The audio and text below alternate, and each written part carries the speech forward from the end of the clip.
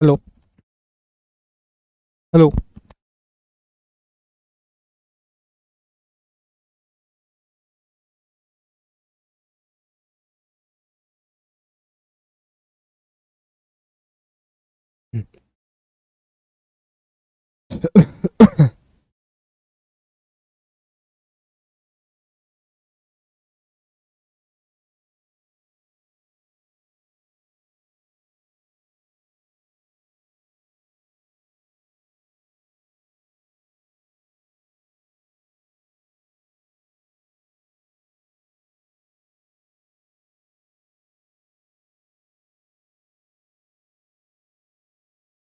Hello. Am I audible to all of you? एक बार मुझे बताएंगे please. Very very good morning. Very good morning.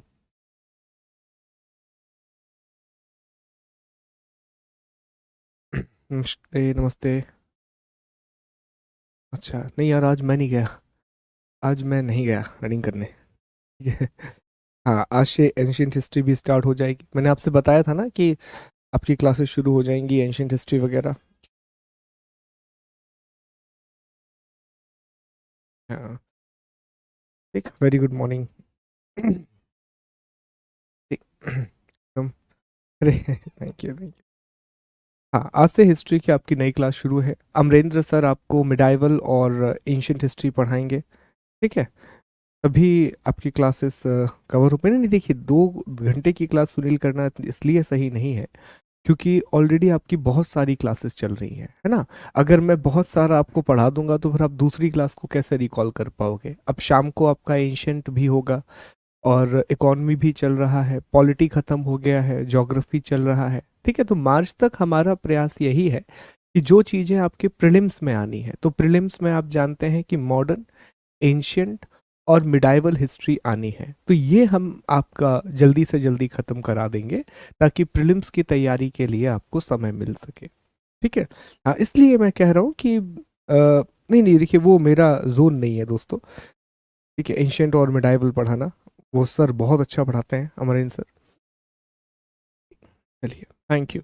आगे बढ़ते हैं, अगले टॉपिक पर आते हैं। ठीक है, इसलिए हम 1.5 घंटे की क्लास रखते हैं। तो पहले हम कल को रिवाइज करेंगे और फिर कल जो मैंने प्रश्न आपको लिखने के लिए दिया था हम उसकी चर्चा भी करेंगे। क्या उसको आप लोगों ने लिखा है या नहीं लिखा है, इस बारे में भी हम बात करेंगे। पर एक बार पहले हम देख लें कि हमने आखिरकार कल क्या क्या पढ़ा था। तो कल की क्लास में हमने पुर्तगालियों के बारे में पहले 2 बातें पढ़ी। पहला, पोर्चुगीज का डिक्लाइन कैसे हुआ, और दूसरा हमने पढ़ा कि जो पोर्चुगीज हैं इनका कंट्रीब्यूशन क्या है, इनका योगदान क्या है। तो प्रमुख कारणों में हमें समझ में आया कि ये कंप्लीटली गवर्नमेंट की कंपनी थी, भ्रष्टाचार बहुत ज़्यादा था और कुप्रबंधन बहुत ज़्यादा था, मिसमैनेजमेंट बहुत ज़्यादा था। धार्मिक नीति, पुर्तगाली एक कट्टर धार्मिक नीति, एक बहुत ही रेडिकल रिलीजियस पॉलिसी इंडिया में लेकर के आए थे, जिसके तहत वो अधिक से अधिक लोगों को क्रिश्चियनिटी में कन्वर्ट करना चाहते थे। ये भारत के लोगों को पसंद नहीं आया। उसके बाद लूट की नीति, पॉलिसी ऑफ पायरेसी, तो हमने देखा था कि एक बार इन्होंने हद कर दी, मुगल बादशाह का ही जहाज लूट लिया। अब जब मुगल बादशाह का जहाज ये लूट सकते हैं तो फिर किसी का भी जहाज ये लूट सकते हैं, किसी के भी शिप को ये कैप्चर कर सकते हैं। अगला इनकी जो एक और नीति थी जिसे हम कार्ट आर्मेडा काफिला व्यवस्था कहते थे, कार्ट आर्मेडा सिस्टम कहते थे, उससे भी बहुत लोग दुखी थे क्योंकि उन्हें बहुत सारा व्यापार करने के लिए नहीं मिलता था। वो ब्लैक पेपर अर्थात काली मिर्च नहीं ले जा सकते थे। तो इन सब का भी बहुत प्रभाव पड़ा और राजाओं का समर्थन नहीं मिलता। फिर आपको जो स्थानीय शासक हैं और जो स्थानीय व्यापारी हैं उनका समर्थन आपको बिल्कुल नहीं मिलता। इसके अलावा मुगलों से संबंध बहुत खराब हो गए थे इनसे 2 कारणों की वजह से। एक तो इन्होंने मुगल बादशाह का जहाज जो है लूट लिया था, और दूसरा फिर हमने जाना कि शाहजहां के शासनकाल में जो मुमताज महल हैं उनकी 2 दासियां थीं। उन 2 दासियों को इन्होंने स्लेव व्यापार में या दास व्यापार में किडनैप कर लिया था, या फिर हम ये कह सकते हैं कि उन्हें अगवा कर लिया था। तो इसका भी बहुत प्रभाव पड़ा और फिर शाहजहां ने ऑर्डर दिया बंगाल के गवर्नर को कि भैया बंगाली बस्ती इनकी खाली करा दो। तो बंगाली बस्ती इन्हें छोड़नी पड़ी। फिर डच और अंग्रेज का भारत में आगमन, ये बहुत बड़ा फैक्टर रहा और स्पेशली अंग्रेजों से ज़्यादा डचों ने पोर्चुगीज को तोड़ा है। अंग्रेजों के साथ तो इनका एक ही युद्ध होगा जिसे हम बैटल ऑफ स्वाली कहेंगे, और फिर क्या है ना कि अंग्रेज और पुर्तगाल के बीच में जो कहते हैं ना कि ससुराल और मायके वाले संबंध स्थापित हो जाएंगे, क्योंकि अंग्रेजों के राजकुमार की जो शादी है वो पुर्तगाल की राजकुमारी से होगी, तो दोनों के बीच में संबंध अच्छे हो जाएंगे। इवन पोर्चुगीज जो है वो दहेज के रूप में, एक तोहफे के रूप में अंग्रेजों को मुंबई गिफ्ट कर देंगे। तो अंग्रेजों से वो उतना नहीं हारे जितना वो डचेस से हारे। डचेस ने उन्हें हर जगह पटका। बेचारा गार्सियो डी नरोन्हा श्रीलंका के क्षेत्र जीत करके आया था, डचों ने वो भी छीन लिए। अ, अल्फांसो डी अल्बुकर्क और फ्रांसिस्को डी अल्मेडा, इन्होंने होमुर्ज, मलक्का और मसाला द्वीप के बहुत सारे आइलैंड पर कब्जा किया था, वो भी इनसे छीन लिए। तो डचों ने जमकर इनको धोया है और डचेस की वजह से इनका बहुत तेजी से डिक्लाइन हुआ। इवन गोवा के चारों ओर भी डचेस ने फेंसिंग कर ली थी, वो तो बाद में दोनों के बीच में एक संधि हो गई, दोनों के बीच में एक ट्रीटी हो गई, और उस ट्रीटी की वजह से गोवा जो है वो बच गया और गोवा इन्हीं के हाथ में रहा है। ठीक है, ये बात है। फिर हम आगे बढ़े थे, पतन के कारणों के बाद हमने योगदान की चर्चा की थी, हमने कंट्रीब्यूशन की बात की थी। तो हमने देखा था कि कंट्रीब्यूशन चार अलग अलग भागों में हम देख सकते हैं: तकनीकी, टेक्नोलॉजी, कृषि, एग्रीकल्चर, सामाजिक, धार्मिक और स्थापत्य कला। तो तकनीकी में हम जान रहे हैं कि 1556 में गोवा में पहली प्रिंटिंग प्रेस पुर्तगाली ही लेकर के आए थे, पोर्चुगीज ही लेकर के आए थे। उसके अलावा जहाज निर्माण की नई तकनीक, सिंचाई की नई तकनीक, हथियार बनाने की नई तकनीक, ये भी पोर्चुगीज ही इंडिया लेकर के आए थे। वहीं हम कृषि में बात करें तो ये नई सिंचाई पद्धति लेकर के आए, गोवा वाले क्षेत्र में इंट्रोड्यूस किया था, कोचीन में इंट्रोड्यूस किया था, और सबसे इम्पॉर्टेंट, भारत में ये ऐसी फसलें लेकर के आए जो आज हमारे दैनिक जीवन का हिस्सा है। उदाहरण के लिए टमाटर, कॉफी, काजू, तंबाकू, लाल मिर्च, रबड़, ये सब पुर्तगाल से आया हुआ है या पोर्चुगीज इंडिया लेकर के आए हुए हैं।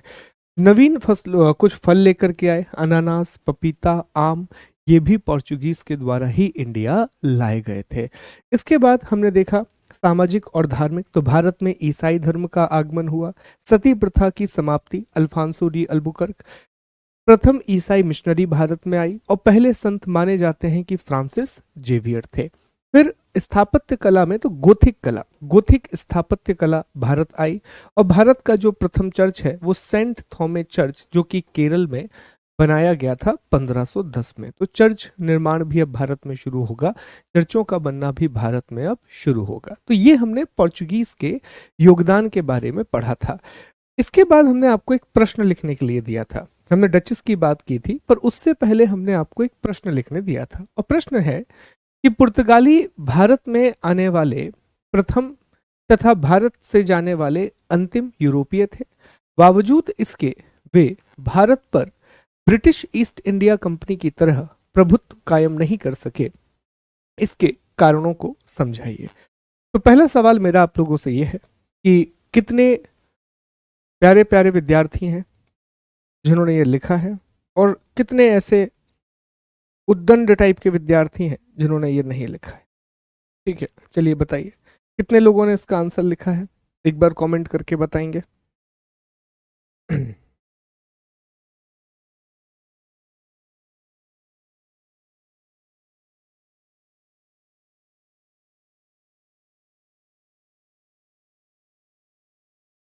लिखा है?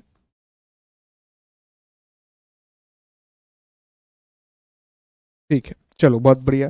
तो कैसे लिखा है? देखिए, अल्टीमेटली बात यह है कि किसी भी आंसर के तीन भाग हो सकते हैं जो हमें यहाँ समझ में आ रहे हैं। अगर हम चर्चा करें तो सर, एक भाग इंट्रोडक्शन होगा, दूसरे भाग में आपको मेन बॉडी, और तीसरे भाग में आपको कंक्लूजन लिखना पड़ेगा। तो इंट्रो में आपने क्या लिखा? अब अगर आप प्रश्न को देखें ध्यान से, तो प्रश्न में दिया गया है कि पुर्तगाली जो है वो भारत में आने वाले प्रथम और भारत से जाने वाले अंतिम यूरोपीय थे। तो क्यों ना हमारा इंट्रो कुछ इसी रूप में बने। अब इंट्रो में हम क्या लिख सकते हैं? तो इंट्रो में हम बात कर सकते हैं कि साहब 20 मई 1498 को जो वास्को डिगामा है वो केप ऑफ गुड होप होते हुए कालीकट बंदरगाह पहुंचा। इस प्रकार समुद्री मार्ग के द्वारा भारत पहुंचने वाला पहला व्यक्ति वास्को डिगामा और पहला देश पुर्तगाल था। ठीक है, पुर्तगालियों ने 1498 से शासन की शुरुआत की और 1961 तक वो भारत के कुछ क्षेत्रों में कार्य करते रहे। इस प्रकार पुर्तगाली भारत आने वाले प्रथम और भारत से जाने वाले अंतिम यूरोपीय थे। परंतु निम्नलिखित कारणों से वे अंग्रेजों की तरह संपूर्ण भारत में प्रभुत्व स्थापित नहीं कर सके। फिर आप कारण बता दीजिए, जो कारण हमने आपको समझाए हैं, जो आपने लिखे हैं, वो पूरे कारण बता दीजिए आप पॉइंट बना के।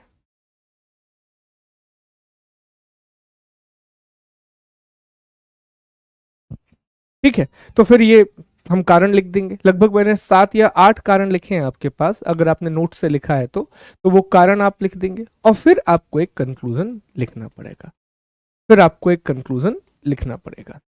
अब कंक्लूजन का मतलब ये नहीं कि आप समरी लिखें। कंक्लूजन कुछ ऐसा बनाइए कि जो ये दिखाए कि ब्रिटेन का प्रभुत्व स्थापित क्यों नहीं हो सका और इसका प्रभाव क्या हुआ, इम्पैक्ट क्या हुआ, इन सभी बातों को दर्शाते हुए। तो अब कंक्लूजन में आप क्या लिख सकते हैं? तो कंक्लूजन में पहला पॉइंट तो आप ये बता दें कि जो पुर्तगाली हैं, पुर्तगालियों की निम्नलिखित कमियों के कारण वे भारत में अंग्रेजों की तरह प्रभुत्व कायम नहीं कर सके। हालांकि पुर्तगाली प्रशासन, पुर्तगाली कला का प्रभाव आज भी भारत के गोवा, दमन द्वीप और केरल के क्षेत्रों में देखा जाता है। तो आपने कनेक्शन कर दिया और बता दिया कि एक पॉजिटिव कंक्लूजन की ओर आप चले गए। ओके, एक प्रभाव के रूप में आपने इसको समझा दिया। तो इस तरह से ये जवाब लिखा जाना था। बहुत मुश्किल नहीं होते हैं, जो प्रश्न में दिया गया है हमें उसी चीज को रेप्लिकेट करना है। एक बढ़िया इंट्रो जो 3-4 लाइन में बनेगा, फिर आपकी मेन बॉडी आएगी जो लगभग आपका 1-1.5 पेज में जाएगी और 2-3 लाइन का आपका कंक्लूजन आएगा। हाँ, कंक्लूजन दूसरा भी हो सकता है, आप चाहें तो ये भी लिख सकते हैं ऑपरेशन विजय के बारे में कि पुर्तगाली कला 1961 में ऑपरेशन भारत की सेना ने ऑपरेशन विजय के द्वारा अंतिम भारतीय पुर्तगाली बस्ती गोवा, दमन और दीव पर अधिकार कर लिया और इस तरह पुर्तगाली शासन का भारत से पूर्ण रूप से अंत हुआ। हालांकि पुर्तगाली शासन और कला का प्रभाव आज भी गोवा, दमन दीव और केरल के कुछ क्षेत्रों में देखा जाता है। ये भी कर सकते हैं। ठीक है, तो अल्टीमेटली 2 आपके पास कंक्लूजन है, दोनों में से कोई भी कंक्लूजन आप बना सकते। तो ये तरीका है इस आंसर को लिखने का। अगर आपने ऐसा नहीं लिखा है तो मेरी सलाह आपसे बस इतनी है कि एक बार दोबारा जाइए और दोबारा आंसर को लिखिए और कोशिश कीजिए कि इसके नजदीक आप पहुंच सके। इसमें बीच में पॉइंट है, 2 पैराग्राफ है, तो बढ़िया तरीके से आपका ये जवाब बन जाएगा। अंडरस्टूड? क्लियर है? कोई बात नहीं, कंक्लूजन लिखेंगे अभी।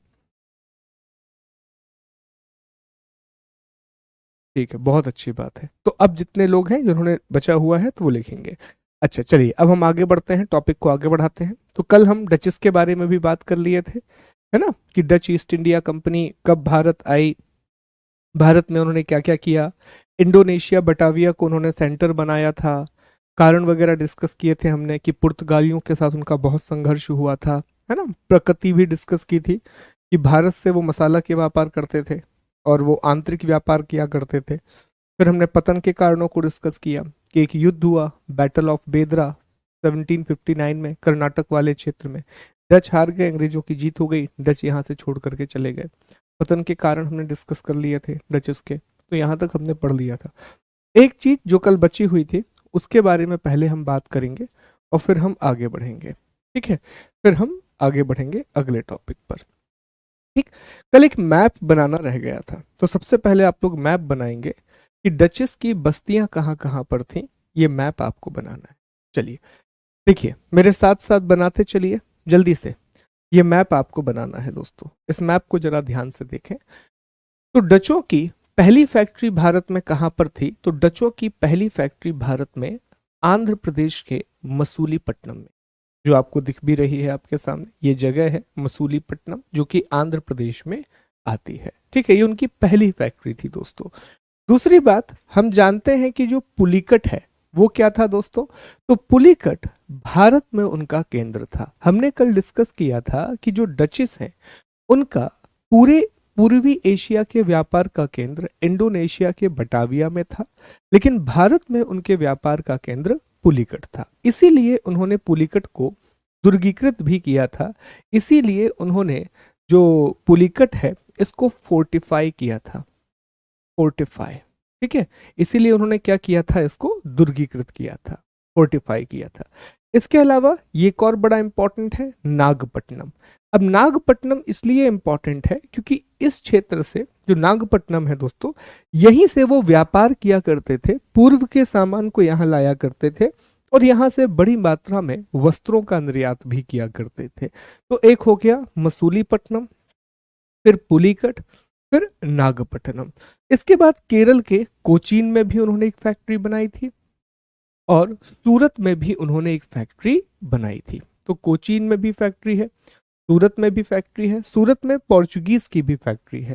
फिर ओडिशा के बालासोर में उन्होंने फैक्ट्री बनाई थी और बंगाल में दो फैक्ट्रियां उनकी थी, एक चिनपुरा और एक कासिम बाजार। चिनपुरा और कासिम बाजार। तो ये चीजें मुख्य परीक्षा में काम नहीं आती, पर ये चीजें प्रारंभिक परीक्षा में काम आ जाती हैं और मैप बना के लिखोगे तो ज्यादा आसानी होगी। तो ये मैप बना लीजिए दोस्तों, मैं आपको 2 मिनट का समय दे रहा हूं, फिर हम ईस्ट इंडिया कंपनी की बात करेंगे और वहां भी एक मैप आपको बनाना पड़ेगा।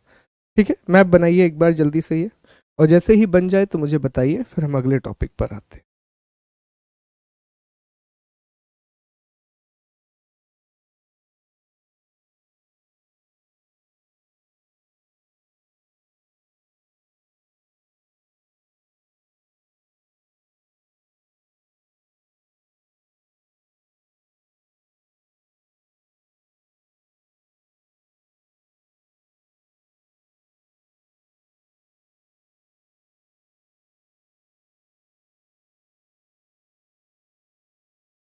लो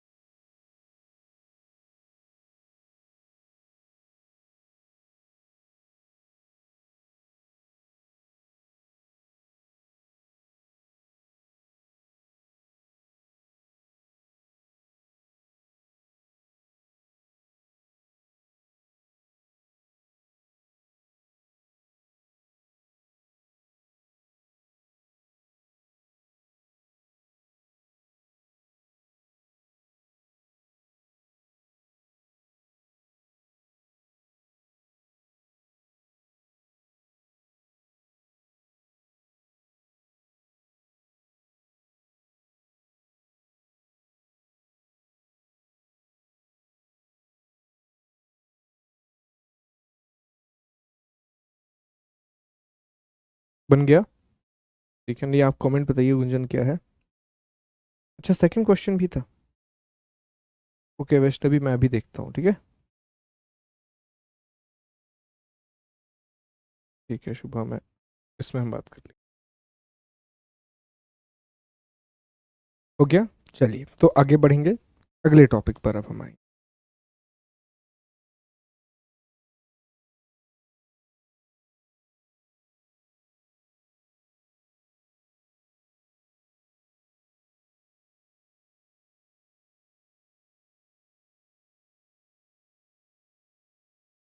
ठीक चलिए, तो अब हमें आगे बढ़ना है। आज एक और मैप आपको बनाना पड़ेगा ब्रिटिश ईस्ट इंडिया कंपनी के बारे में। तो हमारे अगले टॉपिक की ओर हम आगे बढ़ेंगे और हमारा अगला टॉपिक है British east India company. British east India company. 1608 में भारत आगमन और 1947 में भारत से जाएगी ब्रिटिश ईस्ट। तो अगला जो हमारा है वो है ब्रिटिश ईस्ट इंडिया कंपनी। चलिए पहले ये समझ लेते हैं कि आखिर हमें इसमें क्या क्या पढ़ना है। सबसे पहले हम सामान्य परिचय पढ़ेंगे। सामान्य परिचय, जनरल इंट्रोडक्शन, वही जो हमने कल डच ईस्ट इंडिया कंपनी के बारे में पढ़ा था, वही चीज हम यहाँ पर जानेंगे कि आखिर कंपनी की स्थापना कैसे हुई, उस समय भारत में किसका शासन चल रहा था, इन सभी बातों के बारे में। फिर हमें इनके प्रमुख व्यापारिक केंद्रों की बात करनी है।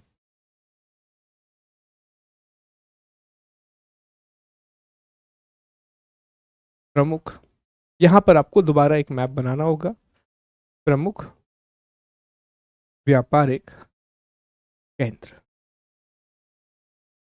इंपॉर्टेंट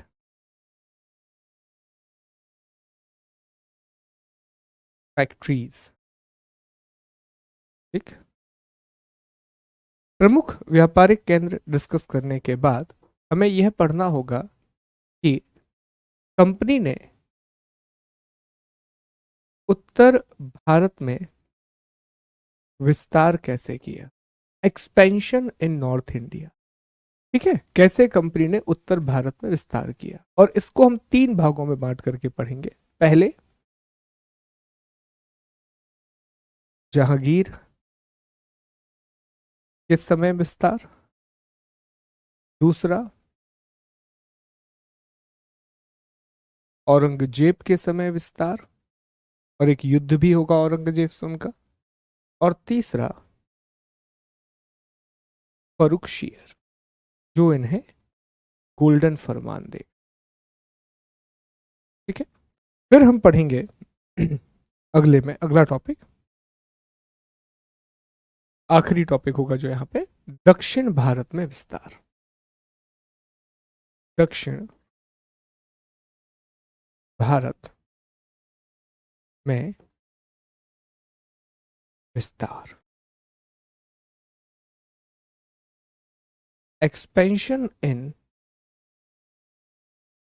साउथ इंडिया, कैसे वो मद्रास, कुड्डलोर, नागपट्टनम, इन सब क्षेत्रों में अपनी फैक्ट्रियां स्थापित करेंगे। तो इन चार टॉपिकों के माध्यम से हमें ब्रिटिश ईस्ट इंडिया कंपनी को समझना है।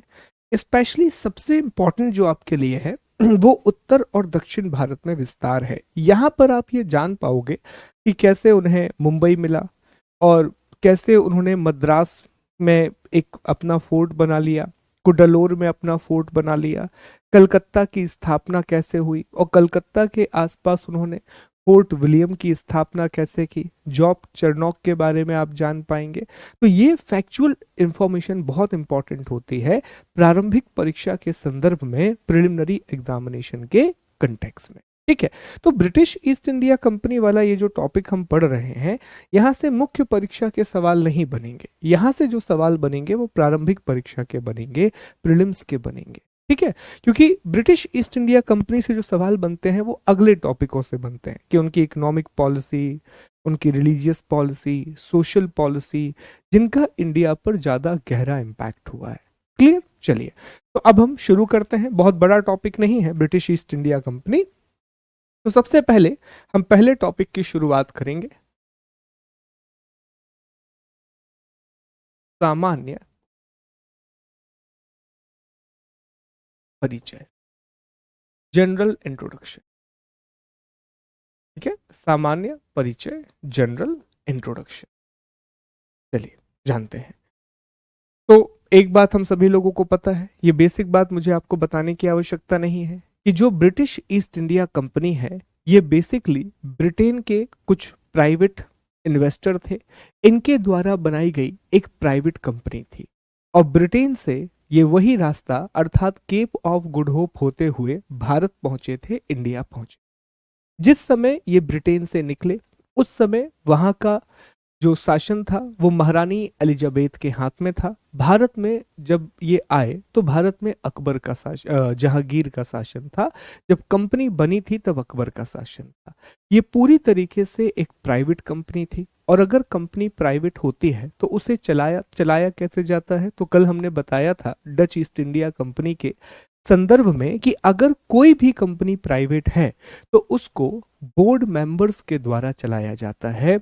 उसे जो सबसे बड़े इन्वेस्टर होते हैं वो मिलकर के उस कंपनी को चलाते हैं। तो यहाँ पर भी 24 लोगों का एक कोर्ट ऑफ डायरेक्टर्स हुआ करता था। तो 24 लोगों का कोर्ट ऑफ डायरेक्टर मिलकर के इस पूरी कंपनी को चलाता था, पूरी कंपनी को चलाया करता था। फिर आगे बढ़ करके हम देखते हैं कि जब ये भारत में आए तो उन्हें पुर्तगालियों से बहुत सारे विरोध का सामना करना पड़ा। यही कारण था कि शुरुआत में ये सूरत में अपनी फैक्ट्री नहीं खोल पाए, ये अपनी पहली फैक्ट्री मसूलीपट्टनम में खोल पाए। फिर बहुत सारे लोग आएंगे ब्रिटेन से मुगल बादशाहों को मनाने के लिए। उसमें एक व्यक्ति रहेगा सर टॉमस रो। ठीक है, टॉमस रो बहुत हद तक मुगल बादशाह से परमिशन लेने में कामयाब होगा। बैटल ऑफ स्वाली में ये पुर्तगालियों को हरा देंगे। तो ये पूरी कहानी अभी आपको समझ में आएगी। ठीक है, ये पूरी स्टोरी के फॉर्म में मैं फिर से आपको समझाऊंगा। तो चले, सबसे पहला पॉइंट हम ये लिखे कि ब्रिटेन में ब्रिटेन में 31 दिसंबर ब्रिटेन में 31 दिसंबर 1600,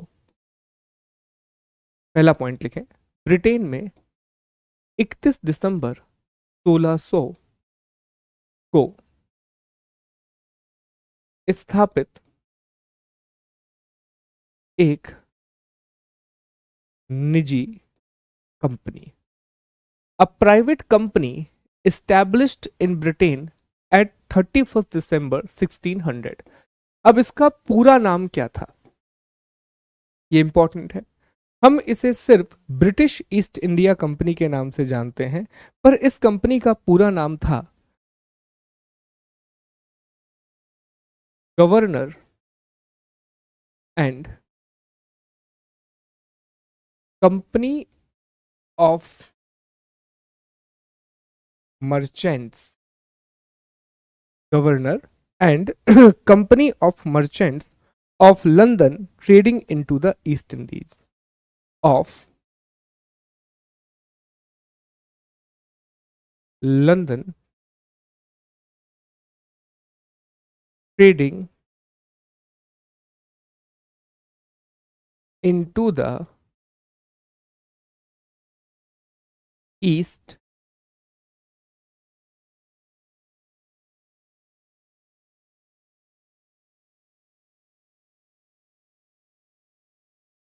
इंडीज, ये इस कंपनी का पूरा नाम था। और इसे शॉर्ट में हम क्या कहते हैं, तो शॉर्ट में हम इसे ब्रिटिश ईस्ट इंडिया कंपनी के नाम से जानते हैं, पर इसका पूरा नाम governor and company of merchant of London trading into the east Indies, ये इसका पूरा नाम था।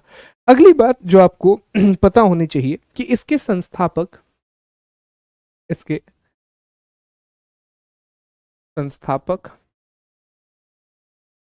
थॉमस जॉन बॉट और थॉमस स्मिथ थे।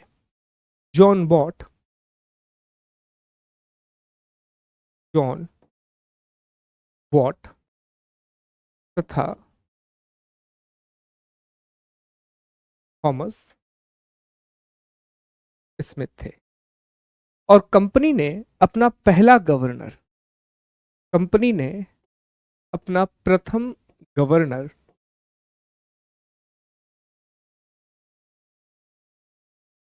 थॉमस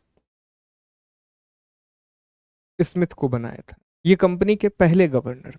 थॉमस स्मिथ क्या थे, कंपनी के पहले गवर्नर थे। तो कंपनी ने अपना पहला गवर्नर किसे बनाया था, थॉमस स्मिथ को कंपनी ने अपना पहला गवर्नर बनाया था। अगला, चूंकि यह एक निजी कंपनी है, यह क्या है दोस्तों, एक निजी कंपनी है, तो इसका जो संचालन है, अर्थात इसका जो ऑपरेशन है, वह 24 लोगों के निदेशक मंडल द्वारा।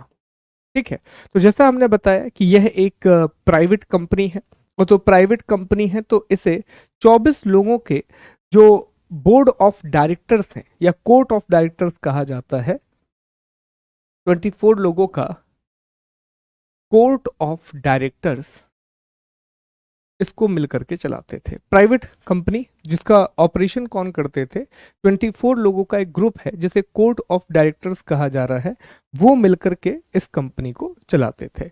अब जरा हम बात कर लें एकाधिकार के बारे में। एकाधिकार के बारे में तो देखिए, जब कंपनी की स्थापना हुई तो उस समय ब्रिटेन की महारानी, एकाधिकार मतलब होता है मोनोपोली। ठीक है, तो जब कंपनी की स्थापना हुई तो उस समय ब्रिटेन की महारानी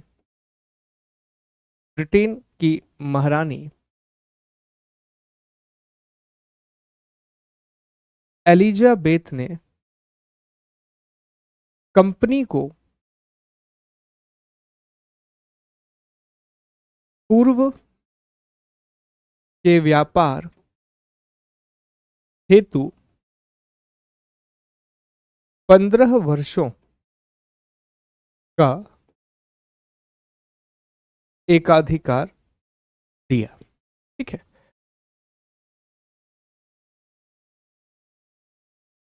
British queen Elizabeth gave the monopoly of 15 years to trade with east. ठीक, दूसरा, लेकिन जब ब्रिटेन के अगले राजा बने,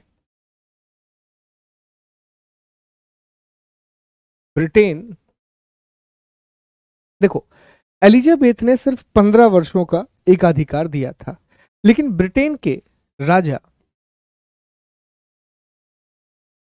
जेम्स प्रथम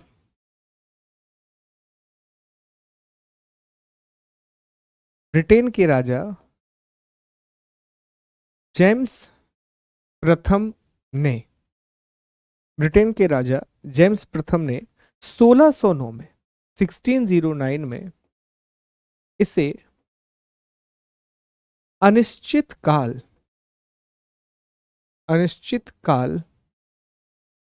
हेतु बढ़ा दिया।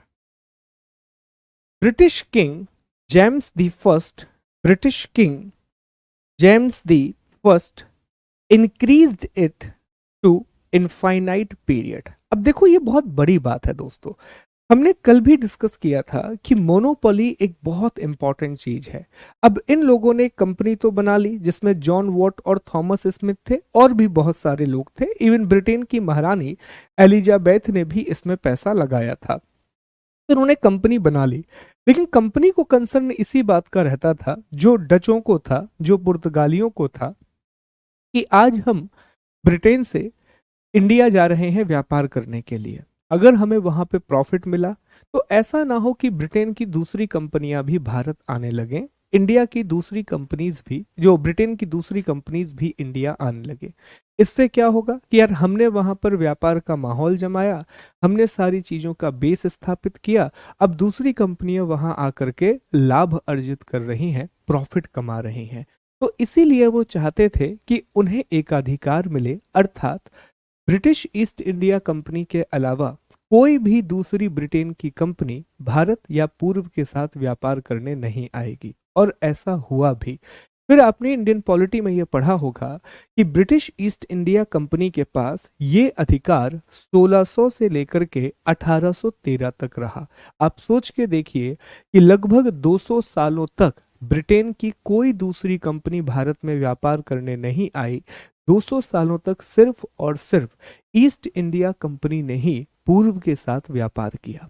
फिर 1813 में जो चार्टर अधिनियम आया, उसके तहत कंपनी के व्यापारिक एकाधिकार को समाप्त कर दिया गया। हालांकि कुछ चीजें छोड़ दी गई, जैसे कि चीन के साथ व्यापार, चाय का व्यापार और अफीम का व्यापार, वो अभी भी सिर्फ ईस्ट इंडिया कंपनी करती थी। लेकिन 1833 का जब चार्टर अधिनियम आएगा, तब ईस्ट इंडिया कंपनी के यह अधिकार भी समाप्त कर दिए जाएंगे और उनसे पूरी तरीके से ट्रेडिंग मोनोपोली ले ली जाएगी। और 1858 में जो ईस्ट इंडिया कंपनी के पास प्रशासनिक अधिकार थे, अर्थात जो उनके पास एडमिनिस्ट्रेटिव राइट थे, वह भी खत्म कर दिए जाएंगे। और फिर भारत का प्रशासन कंपनी के हाथों से छूट करके सीधे ब्रिटेन की सरकार के हाथों में आ जाएगा और ब्रिटेन की गवर्नमेंट फिर इंडिया को रूल करेगी। मतलब ये बड़ी शॉकिंग बात है कि भारत को उपनिवेश ब्रिटेन ने नहीं बनाया, भारत को उपनिवेश एक ब्रिटेन की कंपनी ने बनाया जिसका नाम ईस्ट इंडिया कंपनी था। और लगभग लगभग 250 सालों तक वह भारत को अपना उपनिवेश बनाए रहे, इंडिया को अपनी कॉलोनी बनाए रहे। ठीक है, तो ये बड़ी इंटरेस्टिंग बातें हैं जो आपको यहाँ से पता पड़ती हैं कि मोनोपोली बड़ी इंपॉर्टेंट चीज है। अगर मोनोपोली नहीं मिलती तो बहुत सारी कंपनियां भारत आ जाती हैं ब्रिटेन की, और फिर कभी भी ईस्ट इंडिया कंपनी इस तरह से भारत में शासन को स्थापित नहीं कर पाती। ठीक है, तो अभी हमें यह भी पढ़ना है कि भारत आगमन जब हुआ तो भारत आगमन के समय क्या है, क्या चीजें हैं, कैसे हुआ। तो 7वां पॉइंट, उद्देश्य, ऑब्जेक्टिव। तो उद्देश्य बड़ा स्पष्ट है, पूर्वी एशिया के व्यापार से लाभार्जन करना, लाभार्जन करना, to earn the profit from the trade of, to earn the profit from the trade of Eastern Asia. फिर भारत आगमन, अराइवल इन इंडिया,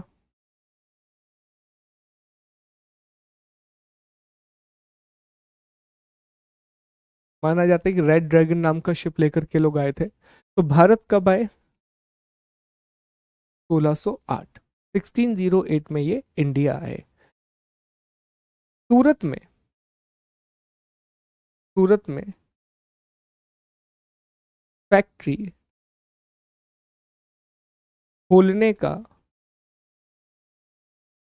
असफल प्रयास,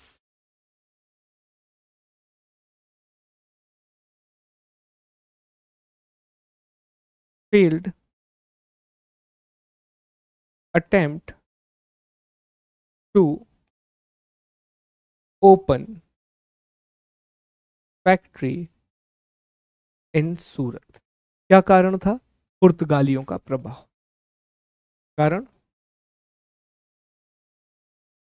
पुर्तगाली, पोर्चुगीज। ठीक है, पोर्चुगीज का प्रेजेंस बहुत ज्यादा था। ये अपनी पहली फैक्ट्री सूरत में ओपन करना चाहते थे, पर मुगल बादशाह से इनको अनुमति नहीं मिली, जो मुगल एम्परर है उनसे अनुमति नहीं मिली, क्योंकि पोर्चुगीज का इम्पैक्ट या प्रभाव बहुत ज्यादा इस समय पर यहाँ पर है। ठीक है, तो फिर इन्होंने अपनी पहली फैक्ट्री कहाँ पर खोली, तो हम सभी जानते हैं कि इन्होंने अपनी प्रथम फैक्ट्री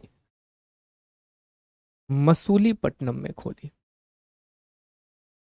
मसूलीपट्टनम में खोली, जो कहाँ कब खोली, 1611। कहाँ आता है मसूलीपट्टनम, आंध्र प्रदेश।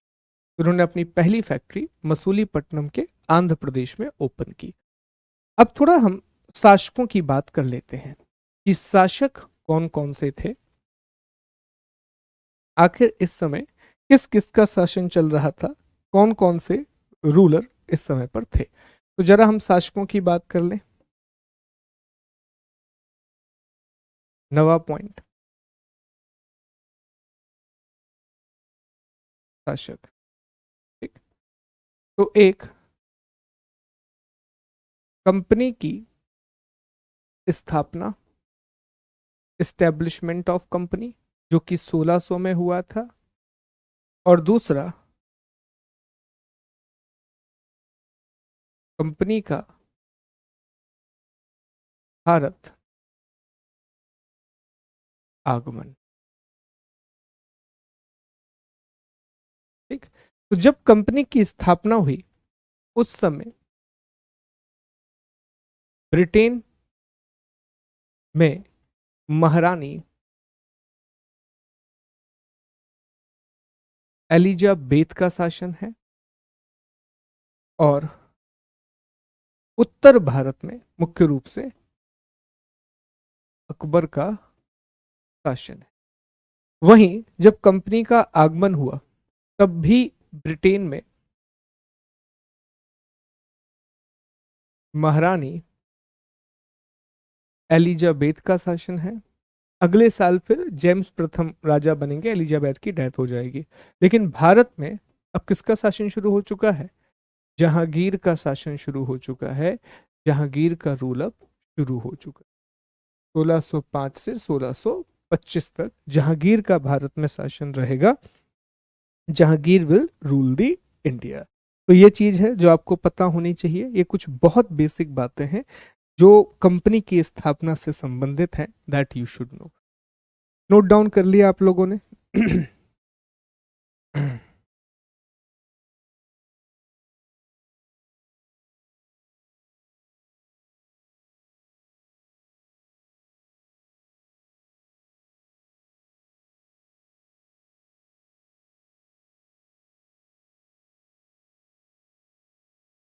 Sorry sorry.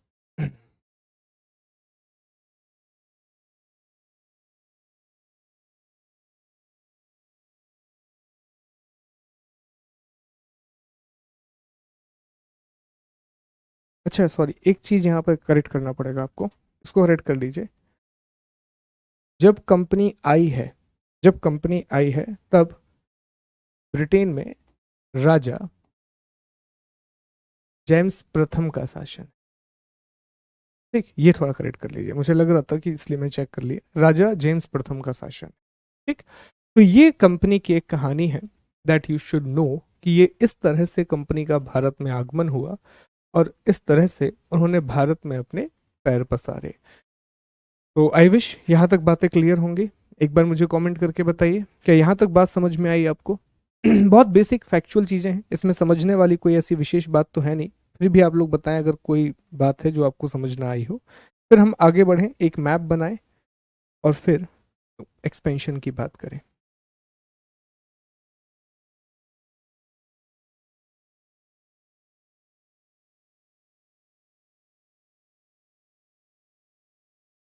एक बार बताइए प्लीज कमेंट करके।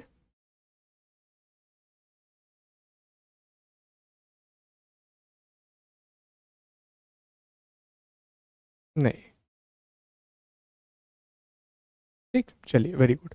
देखो याद रखना, ये प्रश्न पूछा जाता है दोस्तों, इसलिए मेक श्योर कि इसके बारे में आपको पता रहे। जब कंपनी की स्थापना हुई है, जब कंपनी एस्टैब्लिश हुई है, तो उस समय ब्रिटेन पर महारानी एलिजाबेथ रूल कर रही हैं और 1603 में उनकी डेथ हो जाएगी। और भारत में अकबर का शासन है और अकबर की डेथ 1605 में हो जाएगी। लेकिन जब कंपनी भारत आई 1608 में, जब कंपनी का अराइवल हुआ इंडिया में, तो उस समय ब्रिटेन में शासन परिवर्तन हो चुका है। ब्रिटेन में राजा जेम्स दी फर्स्ट का शासन है और भारत में अब जहांगीर का शासन शुरू हो चुका है। इंडिया में अब जहांगीर का रूल शुरू हो चुका है। तो इन बातों का आप विशेष ध्यान रखेंगे, ये बहुत इंपॉर्टेंट है। यहां पर कोई भी गलती आपको नहीं करना है, फैक्चुअल गलतियां हैं। देखो 1608 में वो अपनी पहली फैक्ट्री सूरत में ही खोलना चाहते थे, लेकिन इस समय पुर्तगालियों का प्रभाव बहुत ज्यादा है। जहांगीर और पूरे मुगल साम्राज्य को पुर्तगालियों से भर भर के टैक्स मिल रहा है। ठीक है, टैक्स बहुत ज्यादा मिल रहा है। तो फिर जहांगीर ने अलाउ नहीं किया कि आप यहां पर फैक्ट्री मत खोलिए। ओके, इसीलिए उन्हें अपनी पहली फैक्ट्री मसूलीपट्टनम में खोलनी पड़ी। हालांकि पश्चिम भारत में वो अपनी पहली फैक्ट्री सूरत में ही ओपन करेंगे, वेस्टर्न इंडिया में वो अपनी पहली फैक्ट्री सूरत में ही खोलेंगे दोस्तों। ठीक, यहां तक क्लियर हो गया? तो अब आगे बढ़ेंगे, अगले टॉपिक पर आएंगे। अब एक मैप बनाएं आप लोग फिर से, जैसा मैप आपने पहले बनाया था। अब हमें डिस्कस करना है कि अंग्रेज जो हैं इनके व्यापारिक केंद्र कहाँ कहाँ पर थे। तो ये अंग्रेजों के व्यापारिक केंद्र हैं, ध्यान दीजिए और इस मैप को बनाना है, बहुत इंपॉर्टेंट है, यहां से सवाल आ सकते हैं। तो हम जान रहे हैं कि उनका पहला जो केंद्र है वो कहाँ पर है, वो मसूलीपट्टनम में बनाया गया। फिर आप देखें उनका जो दूसरा केंद्र है वो उन्होंने सूरत में बनाया, और ये पश्चिम भारत में उनका बनाया गया पहला केंद्र है। फिर उन्होंने मद्रास पर अधिकार किया, और मद्रास पर उन्होंने फोर्ट सेंट जॉर्ज की स्थापना की। फोर्ट सेंट जॉर्ज की स्थापना की। उन्होंने कुडालोर पर अधिकार किया, और कुडालोर में उन्होंने फोर्ट सेंट डेविड की स्थापना की। Fort Saint David. कलकत्ता का निर्माण किया। 3 गांव, अभी हम ये कहानी देखेंगे कि जॉब चेरनॉक ने कैसे कलकत्ता का निर्माण किया। 3 अलग अलग गांव हैं, उन 3 गांवों को मिलाकर के जॉब चेरनॉक कलकत्ता का निर्माण करेंगे, और कलकत्ता में फोर्ट विलियम की स्थापना की गई। किसकी स्थापना की गई? फोर्ट विलियम की स्थापना की गई। उसके बाद कासिम बाजार में एक फैक्ट्री, जहां पर लड़ाई होगी औरंगजेब के साथ। फिर हुगली में एक फैक्ट्री बनाई उन्होंने, हुगली में एक फैक्ट्री बनाई जो इंपॉर्टेंट है, ठीक है। फिर उड़ीसा, बालासोर वाला इलाका है, उड़ीसा में भी इन्होंने अपनी फैक्ट्री बनाई। दक्षिण इनको फिर बंबई मिल गया। बंबई इन्हें किससे मिल जाएगा? पुर्तगालियों से मिल जाएगा। तो अभी हम डिस्कस करेंगे, पुर्तगालियों से इन्हें बंबई की प्राप्ति होगी। नागपट्टनम, यहाँ पर नागपट्टनम है, तो नागपट्टनम में भी इन्होंने अपनी फैक्ट्री बनाई। तो ये इनके मुख्य व्यापारिक केंद्र हैं, और बहुत सारे हैं, बहुत सारे हैं। आपको अगर मैं मैप दिखाऊंगा तो आपको लगेगा सर कैसे याद करेंगे, इसीलिए उनको याद रखिए जो हमारे लिए जरूरी है। फिर तो वो हर जगह अपना व्यापारिक केंद्र बनाते ही जाएंगे, हर जगह वो अपना ट्रेडिंग सेंटर बनाते जाएंगे, पर यह बहुत ज्यादा महत्वपूर्ण है, तो इनको आप विशेष तौर पर ध्यान रखें। मैप बना लीजिए एक बार, फिर हम आगे बढ़ते हैं। और एक बार मुझे याद दिलाएंगे कि जो एक प्रश्न रह गया है, प्रश्न भी बता रहे थे कि सर एक प्रश्न और है, तो उसका मॉडल आंसर भी मैं डिस्कस करना है, तो आखिरी में मैं उसका मॉडल आंसर भी डिस्कस कर लूंगा।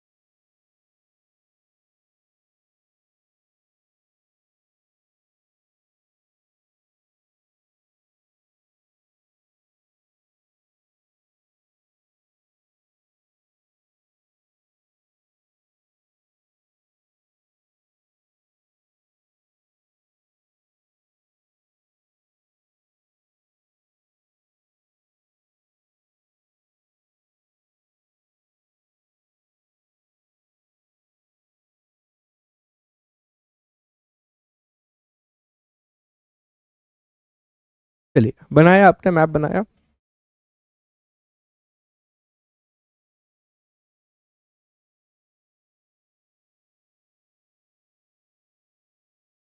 बताइए एक बार, हो गया?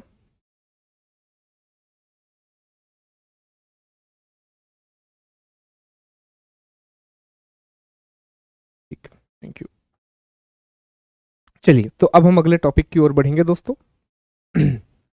हमारे 2 टॉपिक हमने कंप्लीट कर लिए। पहला टॉपिक हमने कौन सा कंप्लीट किया? सामान्य परिचय, ये हो गया। और दूसरा मैप बना करके आपने मुख्य व्यापारिक केंद्र भी कवर कर लिए। तो हमारे अब तीसरे टॉपिक की ओर हम आएंगे, और हमारा तीसरा टॉपिक है उत्तर भारत में विस्तार। अब हमें यह समझना है कि कंपनी ने नॉर्थ इंडिया में अपना एक्सपेंशन कैसे किया, उत्तर भारत में अपना विस्तार कैसे किया। अब हम इस बात को समझने का प्रयास करेंगे, तो इसे हम 3 भागों में बांटेंगे दोस्तों। जो पहला हिस्सा रहेगा वो हम देखेंगे कि जहांगीर के शासनकाल में, जहांगीर के शासनकाल में, era of Jahangir, era of Jahangir. तो जहांगीर के शासनकाल में क्या हुआ, पहले हम ये समझने का प्रयास करेंगे।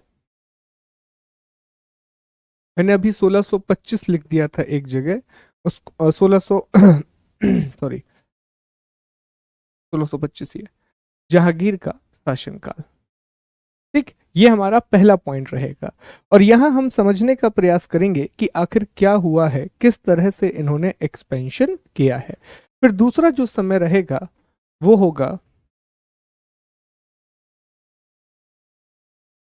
औरंगजेब का शासन काल, एरा ऑफ औरंगजेब 1658 से लेकर के 1707। ठीक, और तीसरा हम डिस्कस करेंगे फर्रुखशियर,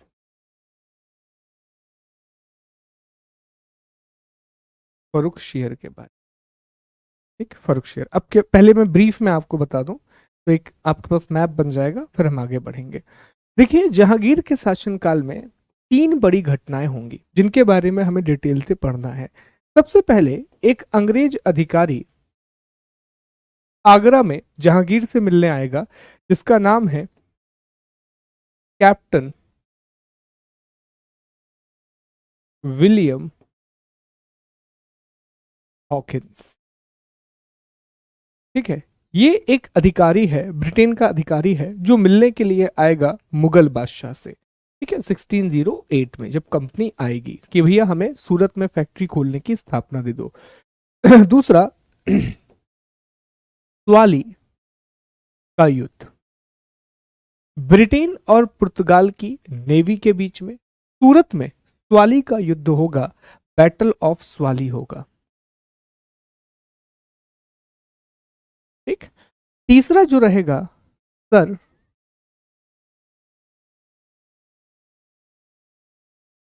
टॉमस रो भारत में आएंगे और सर टॉमस रो राजदूत बन के भारत में आएंगे और वो बहुत लंबे समय तक भारत में रहेंगे।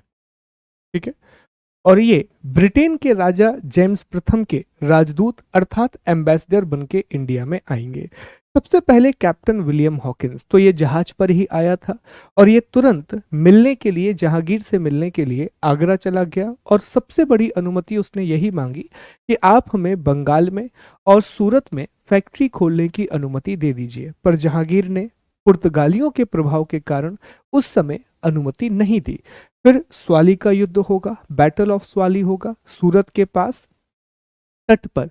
ये नेवी, पुर्तगाल की नौसेना और अंग्रेज की नौसेना के बीच में एक युद्ध होगा और इस युद्ध में अंग्रेजों की जीत हो जाएगी और इस बात से जहांगीर भी प्रभावित हो जाएंगे कि अब इन्होंने पुर्तगालियों को हरा ही दिया है तो फिर हम इन्हें अनुमति दे सकते हैं। और इसके बाद सर टॉमस रो भारत आएंगे और ये जेम्स प्रथम के राजदूत बन के भारत आएंगे, जेम्स दी फर्स्ट के एम्बेसडर बन के इंडिया आएंगे और फिर पूरे भारत में जहां जहां मुगलों का शासन है वहां वहां अंग्रेजों को फैक्ट्री खोलने की अनुमति मिलेगी। तो जहांगीर के शासनकाल में ही उन्होंने बहुत बड़े लेवल पर एक्सपेंशन कर लिया था, बड़े लेवल पर विस्तार कर लिया था, पहली बात।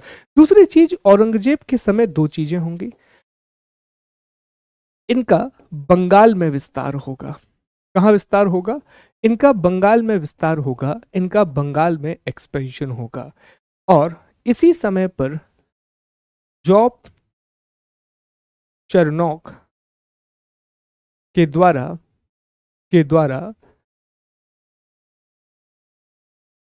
कलकत्ता या फोर्ट विलियम की स्थापना की जाएगी। ठीक है, तो जॉब चेरनॉक विल एस्टैब्लिश कोलकाता और फोर्ट विलियम कलकत्ता की स्थापना की जाएगी। फर्रुखशियर के शासनकाल में एक ही चीज होगी जिसे अभी हम विस्तार से पढ़ेंगे और वो है शाही फरमान। बहुत पढ़ा होगा आपने इसके बारे में। इसे कंपनी का मैग्ना कार्टा कहा जाता है। ठीक है, इंग्लिश में royal decree, Magna carta of company. बहुत बड़ा, बहुत ही बड़ा होगा ये शाही फरमान। और शाही फरमान जो है वो अंग्रेजों के पूरे शासन को भारत में स्थापित कर देगा।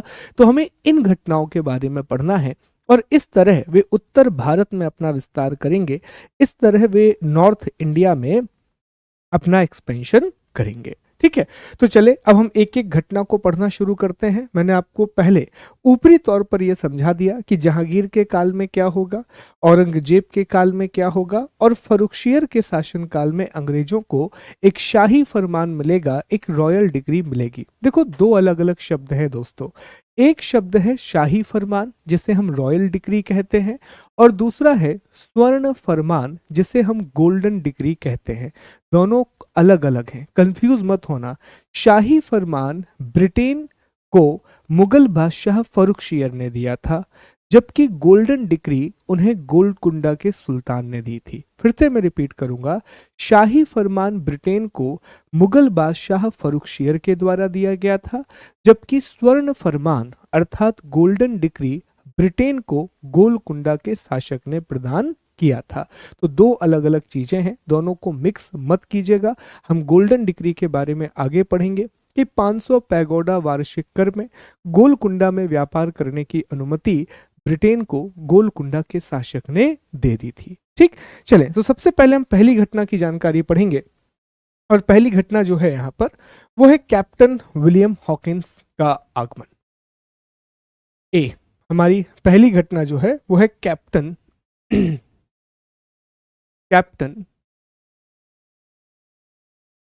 William Hawkins. कैप्टन विलियम, ठीक, तो एक एक करके बहुत विस्तार से सारी चीजों को पढ़ते जाएंगे। तो कैप्टन विलियम हॉकिंस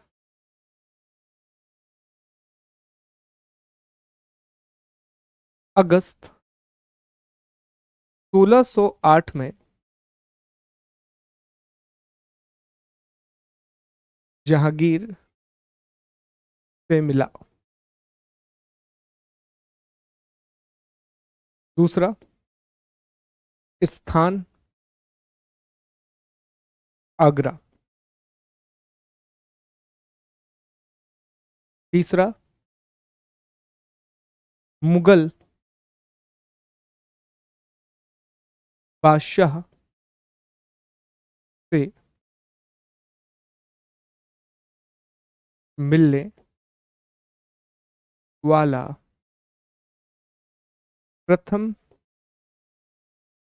यूरोपीय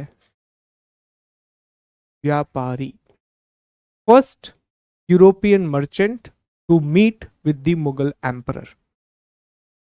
अब जैसे ही ये आया तो इसने क्या किया कि इसने मुगल बादशाह से, अब देखो उस समय फारसी बहुत इंपॉर्टेंट लैंग्वेज है, फारसी बहुत महत्वपूर्ण भाषा है, तो इसने क्या किया, मुगल बादशाह से तुर्की और फारसी में बात की। इसने क्या किया, मुगल बादशाह से तुर्की और फारसी में बात की। अब इससे जहांगीर इंप्रेस हो गया, इससे जहांगीर क्या हो गया, इंप्रेस हो गया, अर्थात प्रभावित हो गया। और वो इतना प्रभावित हो गया कि उसने कैप्टन विलियम हॉकिंस को 400 का मनसब 400 का मनसब और इंग्लिश खां की उपाधि दी। उसने इंग्लिश खां का टाइटल दिया। तो जैसे ही वो आया मिलने के लिए विलियम हॉकिंस, तो विलियम हॉकिंस जानता था कि मुगल दरबार में फारसी अर्थात पर्शियन बहुत ज़्यादा चलती है। तो जैसे ही वो आया उसने टर्किश और पर्शियन में बात करना शुरू कर दिया, कॉन्वर्सेशन शुरू कर दिया। तो मुगल एम्परर के साथ उसने टर्किश और पर्शियन में कॉन्वर्सेशन किया। इससे जहांगीर गॉट इम्प्रेस, बहुत इम्प्रेस हो गया। तो उसे 400 का मनसब और साथ ही सामने इंग्लिश खां का टाइटल दिया, इंग्लिश खां की उपाधि दी। अब ये मनसब क्या होता है तो ये आप मुगल काल में समझेंगे, अभी इसको मत समझिए। मनसबदारी एक व्यवस्था है जो कि अकबर के द्वारा शुरू की गई थी। तो डेट विल बी अंडरस्टूड, इसे आपको मुगल काल में समझा दिया जाएगा, अभी इसको समझने की आवश्यकता नहीं है। अभी बस हमें याद रखना है कि 400 का मनसब और इंग्लिश खान की उपाधि। लेकिन दोस्तों, इतना कुछ होने के बाद भी, बहुत लंबे समय तक ये रहा, इतना कुछ होने के बाद भी वह व्यापारिक, जिस काम से वो आया था, व्यापारिक अनुमति प्राप्त प्राप्त करने में असफल रहा, फेल्ड, उसे नहीं मिला। He failed to get the trading permission. जो जिस उद्देश्य से वो आया था वो बस पूरा नहीं हुआ, बाकी सारी चीजें उसे मिली। 400 का मनसब मिला, इंग्लिश खान की उपाधि मिली, बहुत सारे तोहफे मिले, बहुत सारे गिफ्ट मिले। तो कैप्टन विलियम हॉकिंस की ये जो मुलाकात है मुगल बादशाह जहांगीर से, और लंबे समय तक ये मुगल कोर्ट में भी रहा है, ये सफल नहीं हो सकी, ये सक्सेसफुल नहीं हो सकी, उसे व्यापारिक अनुमतियां नहीं मिली। ठीक है, तो ये कैप्टन विलियम हॉकिंस के बारे में पता होना चाहिए कि अगस्त 1608 में वो जहांगीर से मिला था। स्थान अर्थात प्लेस आगरा था। मुगल बादशाह से मिलने वाला प्रथम यूरोपीय व्यापारी है, first European merchant to meet Mughal emperor. Mughal बादशाह से उसने तुर्की और फारसी में संवाद किया, मुगल एम्परर से उसने टर्किश और पर्शियन में कॉन्वर्सेशन किया, जिससे मुगल बादशाह प्रभावित हुए और उसे 400 का मनसब और इंग्लिश खान की उपाधि दी। फिर व्यापारिक अनुमति प्राप्त नहीं कर पाया, जो ट्रेडिंग राइट्स हैं वो गेन करने में फेल हो गया। He failed to gain the trading rights. ठीक है, तो ये कैप्टन विलियम हॉकिंस की कहानी है। असफल होकर के वो वापस चला गया, पुर्तगालियों का प्रभाव बना रहा, पुर्तगालियों के प्रभाव के कारण उसे अधिकार नहीं मिल सके। अब बात करते हैं अगला बड़ी घटना की जो जहांगीर के शासनकाल में होगी, बी वाली का युद्ध, बैटल ऑफ वाली।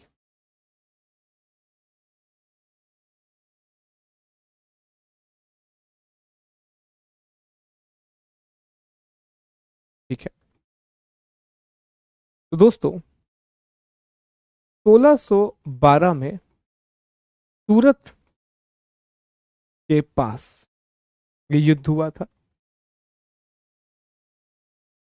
इन 1612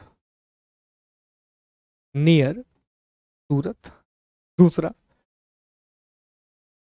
यह युद्ध, ये जो बैटल है, ये जो बैटल है इसमें दो पार्टियां थी। एक तरफ पुर्तगाली नौसेना,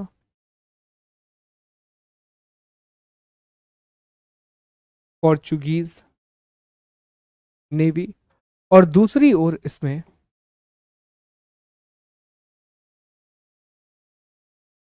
ब्रिटिश ब्रिटिश नेवी थी। दूसरी ओर इसमें ब्रिटिश नौसेना थी।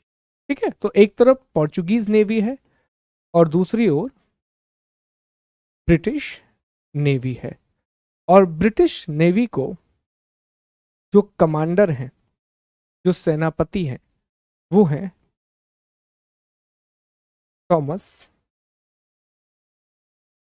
बेस्ट।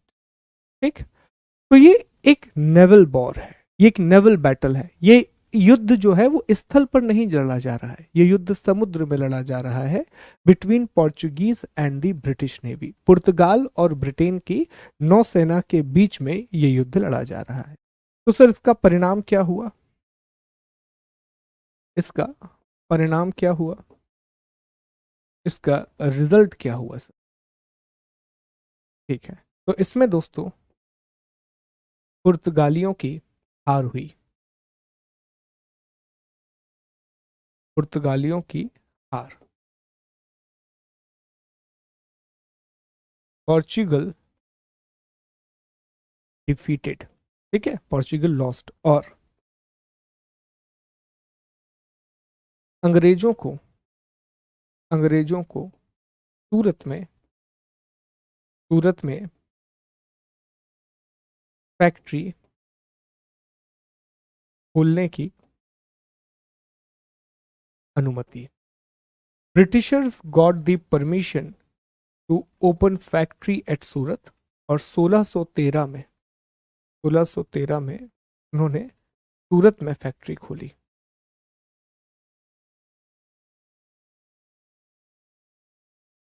ठीक है, 1613 में उन्होंने सूरत में फैक्ट्री खोली। तो पोर्चुगीज इस युद्ध को हार जाते हैं, बैटल ऑफ स्वाली को, जो कि आप जान रहे हैं कि सूरत के पास हुआ था। अब इस युद्ध में Thomas best British naval commander है, तो टॉमस बेस्ट को भी बहुत सारे अवार्ड मिलते हैं ब्रिटेन में। और सबसे इंपॉर्टेंट ये होता है कि फिर पोर्चुगल डोमिनेंस कम होने लगेगा, जो पुर्तगालियों का महत्व है वो कम होने लगेगा। और इस बात को आप ना भूलें कि अंग्रेजों ने तो इन्हें एक ही युद्ध में हराया है, बाकी जो डचेस हैं वो इन्हें कई युद्धों में हराएंगे। पहला युद्ध वो बेंटम का युद्ध, ऑलरेडी ये हार चुके होंगे। ठीक है, तो बहुत सारे युद्धों में ये हारना शुरू हो जाएंगे डचेस के साथ। तो पोर्चुगल डोमिनेंस कम होने लगेगा, जो पुर्तगालियों का प्रभुत्व है भारत में उसके कम होने की शुरुआत अब हो चुकी है। तो इनका 100 सालों का, लगभग आप कह सकते हैं कि 100 सालों का इनका जो एक पूरी मोनोपोली थी, अब उसको धीरे धीरे खत्म होने लगा है, धीरे धीरे उसका अंत शुरू हो चुका है। तो ये है the famous battle of Swally. इसकी डेट आपको याद रखनी। अजय, यहाँ पर दोनों डेट आपको याद रखनी है। यहाँ पर भी स्टार लगा लीजिए और यहाँ पर भी स्टार लगा लीजिए। ठीक है, ये बड़ी इंपॉर्टेंट डेट्स हैं जो आपको पता होनी चाहिए। तो और ये पीछे वाले डेट पे भी स्टार लगवा देता हूँ मैं आपको, कुछ कुछ डेट्स पे। जैसे ये दोनों डेट्स आपको पता होनी चाहिए, यहाँ स्टार लगा लो और यहाँ स्टार लगा लो। ठीक है, ये डेट्स आपको पता होनी चाहिए। तो 1 2, फिर यहाँ 3 विलियम हॉकिंस आया भारत में, 4 बैटल ऑफ स्वाली। तो ये इंपॉर्टेंट डेट्स हैं, इनके बारे में पता होना चाहिए। यहाँ से सवाल अक्सर बन जाते हैं दोस्तों। ठीक है, क्लियर है यहाँ तक? बहुत बेसिक चीजें हैं, उम्मीद करता हूँ कि क्लियर ही हो रही होंगी। अब हम आगे बढ़ते हैं और टॉमस रो की बात करते हैं। Thomas Roe.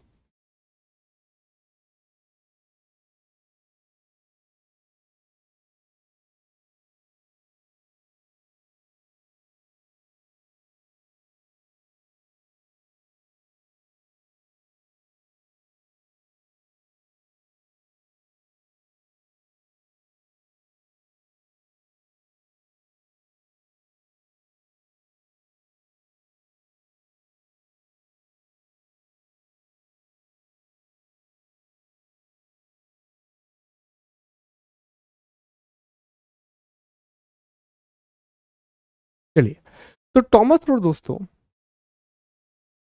1615 में 15 में ब्रिटेन के राजा ब्रिटेन के राजा जेम्स प्रथम जेम्स प्रथम का राजदूत बनकर भारत आया। और यह भारत में जहांगीर से मिला। ठीक है,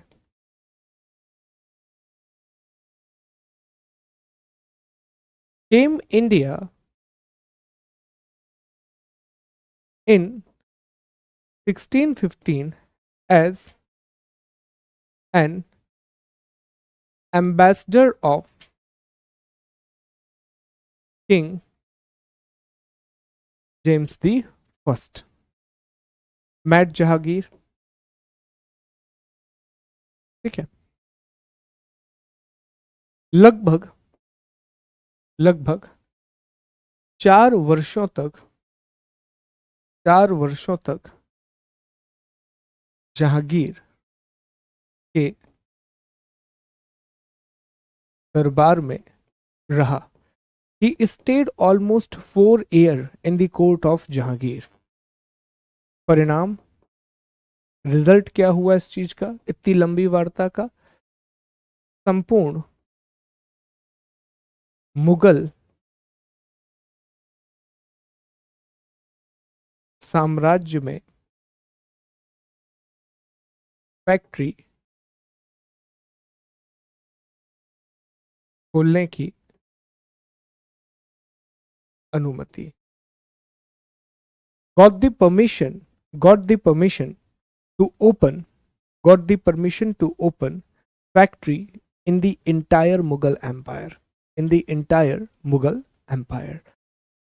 अब देखो, इस समय फैक्ट्री खोलने की अनुमति दे रहे हैं जहांगीर। जहांगीर ये नहीं कह रहा कि तुम उस क्षेत्र पे शासन कर लो, सिर्फ व्यापार की अनुमति मिल रही है, ठीक है। कि आप जैसे दूसरे लोग व्यापार कर रहे हैं ऐसे आप व्यापार कर लो।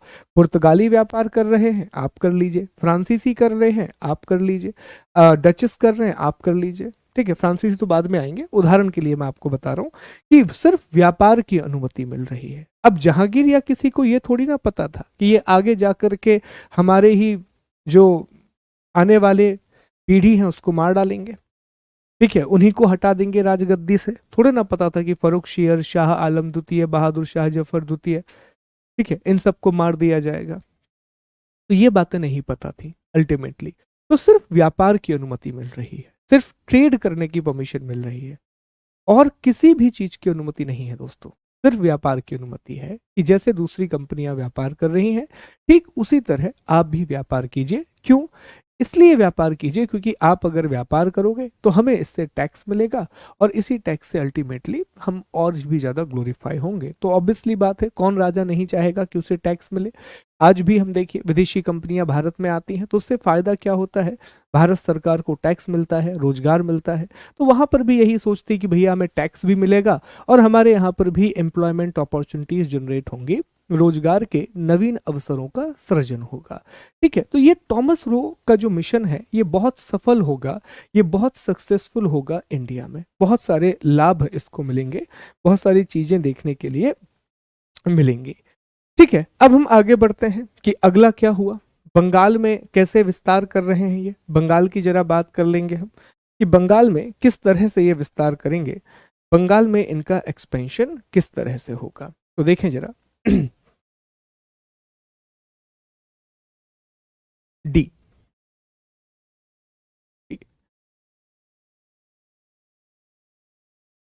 बंगाल में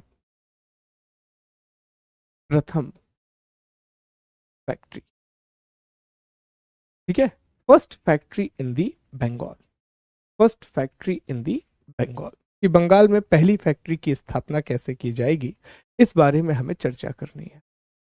तो 1651 में बंगाल में प्रथम factory, first factory in Bengal in 1651, स्थान हुगली, हुगली। अब इन्होंने किया क्या ये समझना बड़ा जरूरी है। देखो, इन्होंने अपनी पहली फैक्ट्री हुगली में खोल ली, जो बंगाल में इनका पहला सेटलमेंट था। तो उस समय दोस्तों क्या था कि दो प्रकार से शासन चला करता था, उस समय दो प्रकार से शासन चला करता था पूरे मुगल साम्राज्य में। जैसे मान लीजिए कि ये पूरा का पूरा मुगल साम्राज्य है, ये क्या है, ये मान लीजिए कि ये पूरा मुगल साम्राज्य है, ये पूरा मुगल एम्पायर है। तो ये मुगल साम्राज्य छोटे छोटे राज्यों में बटा होता था, और राज्यों का जो प्रमुख है उसे गवर्नर कह सकते हैं भाषा में, ठीक है। हमारी अपनी भाषा में हम क्या कह सकते हैं कि गवर्नर यहाँ का प्रमुख होता था। जो गवर्नर है वो यहाँ का क्या होता था, प्रमुख होता था। तो गवर्नर हुआ करते थे अलग अलग जगह पर, कि भैया गवर्नर है इस क्षेत्र का, सूबादार भी कह दिया जाता था कई बार, ओके, तो इस तरह से अलग अलग वो होते थे। तो इस समय हुगली में बंगाल का बंगाल का गवर्नर, मुगल मुगल गवर्नर कौन है? तो बंगाल का जो मुगल गवर्नर है वो है शाह सुजा। शाह सुजा।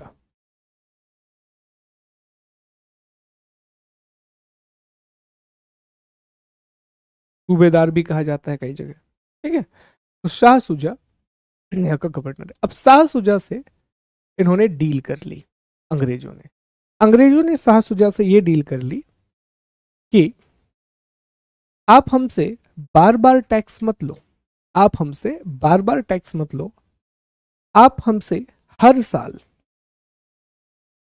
आप हमसे वार्षिक 3,000 रुपए का कर ले लो और हमें हुगली में हुगली में व्यापार की अनुमति दे दो, और इसके लिए आप हमें एक कार्ड दे दो, और उस कार्ड को निशान कहा जाता था। ठीक है, इस बात को जरा समझना। शाह सुजा के पास अंग्रेज जाते हैं, जो उस समय बंगाल का सूबेदार है। क्या है? बंगाल का सूबेदार है, मतलब गवर्नर है, सीएम मान लो।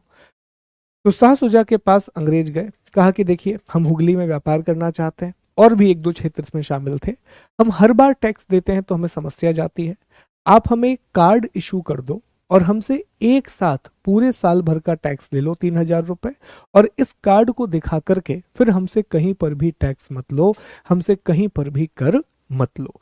तो ये निशान इनको मिला। क्या मिला? निशान। निशान इंग्लिश में भी निशान ही बोलेंगे इसे। ठीक है, तो इस निशान के द्वारा उन्हें हुगली में व्यापार की अनुमति मिल गई, हुगली में उन्हें ट्रेड करने की परमिशन मिल गई। अब इसी बीच में इन्होंने एक हरकत कर दी। जो गलती पुर्तगालियों ने की थी वही गलती अंग्रेजों ने भी कर दी। देखो इन्होंने कहा था, शाह सुजा और दूसरे मुगल बादशाह ने कहा था कि आप व्यापार करना, लेकिन ये सब मत करना कि वहां पर अपना एक केंद्र बना रहे हो, बड़ी आर्मी रख रहे हो, आप लोगों को परेशान कर रहे हो, ये सब नहीं करना है। लेकिन इन्होंने यही करना शुरू कर दिया। हुगली वाले क्षेत्र में ये दूसरे व्यापारियों को परेशान करने लगे, धीरे धीरे अपनी आर्मी रखने लगे। तो इस बात से पहले इनको वार्निंग दी, औरंगजेब ने वहां के गवर्नर के थ्रू वार्निंग भिजवाई, लेकिन उस वार्निंग को इन्होंने नहीं माना।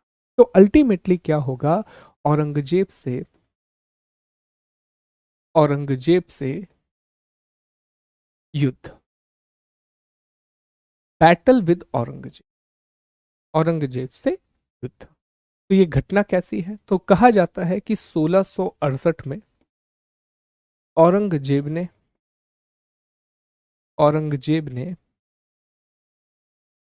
अंग्रेजों से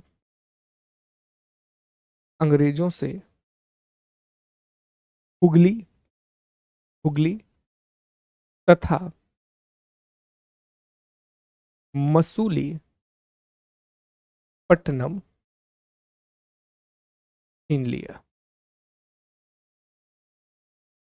ठीक है बाद में बाद में अंग्रेजों ने माफी मांगी और हर्जाना दिया, और मुगल बादशाह ने माफ कर दिया। Later Britishers apologized and paid compensation to Mughals.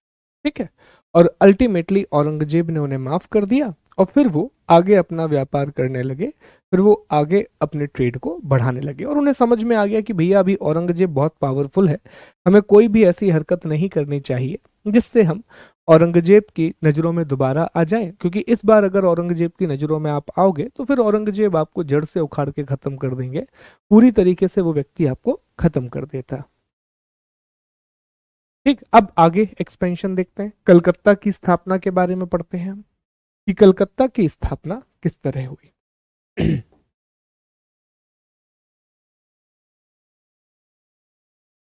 Calcutta की स्थापना,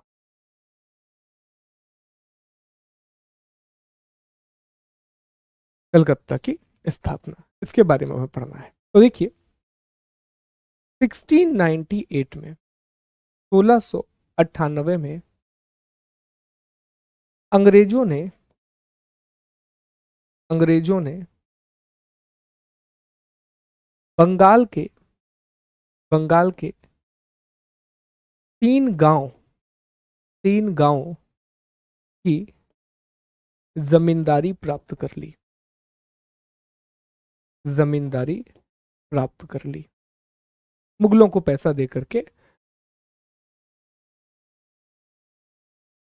Britishers got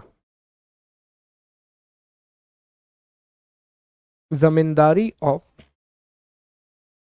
3 villages in Bengal. ठीक है, तो 3 गांव की जमींदारी इनको मिल जाएगी। जमींदारी का अर्थ यह था कि अब वो गांव ब्रिटेन के पास रहेंगे, बस ब्रिटेन को हर साल वहां से जितना भी टैक्स कलेक्ट हो रहा है उसका एक हिस्सा मुगल दरबार को भेजना होगा, उसका एक पार्ट मुगल कोर्ट को भेजना होगा। तो वो 3 गांव कौन कौन से हैं? कालीकट, सुल्तानती और गोविंदपुर। वो 3 गांव कौन कौन से हैं?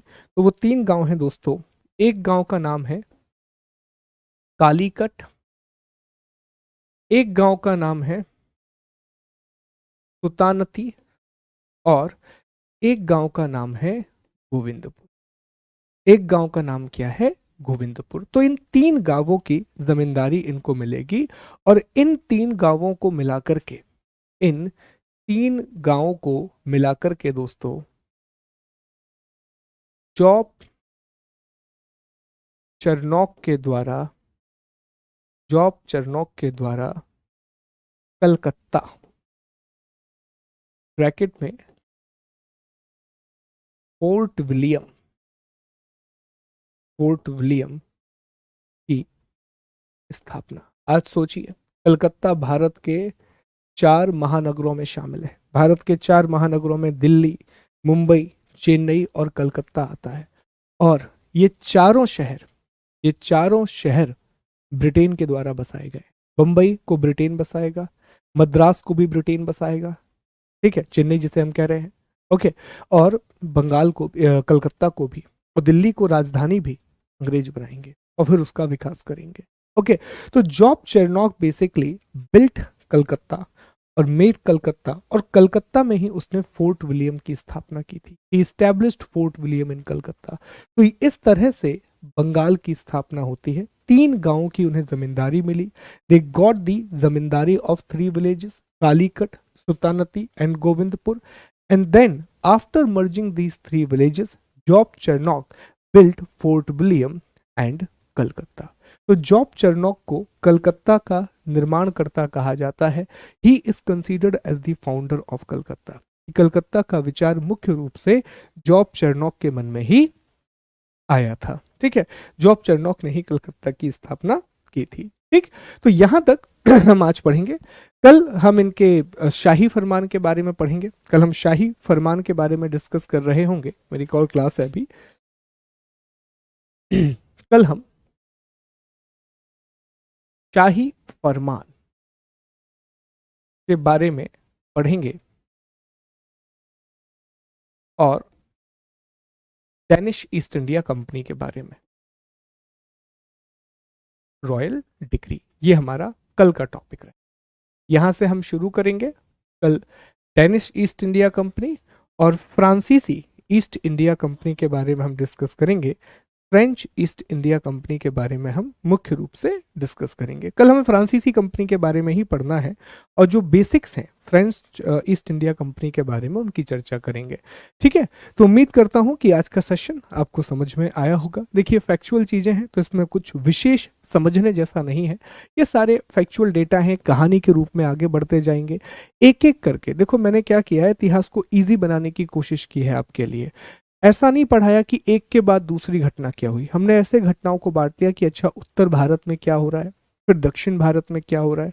अगर आप डेट वाइज हिस्ट्री को पढ़ते हैं तो फिर वो बहुत कंफ्यूजन पैदा करता है कि फिर एक जन यहाँ हो रहा है एक वहाँ हो रहा है। हमें थीम के हिसाब से पढ़ना चाहिए, थीम में ज़्यादा बेहतर चीज़ें हमें समझ में आती हैं। ठीक है, तो फिर आपसे कल मिलेंगे, अपना ख्याल रखिए, बहुत खुश रहिए, take care, god bless you. अगर कोई डाउट है तो आप कमेंट करके पूछ सकते हैं। बताइए, अगर कोई भी डाउट है तो आप कमेंट करके पूछ सकते हैं दोस्तों।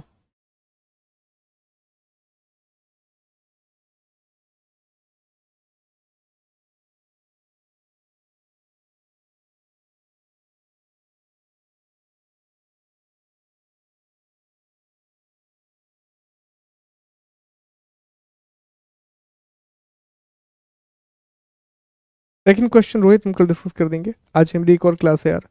ठीक है, मैं कल डिस्कस कर दूंगा, कल सबसे पहले हम सेकंड क्वेश्चन ही डिस्कस करेंगे। ठीक है, कल सबसे पहले हम सेकंड क्वेश्चन ही डिस्कस करेंगे। चलिए, अपना ख्याल रखिए, आपसे फिर मुलाकात होगी। Thank you, God bless you दोस्तों।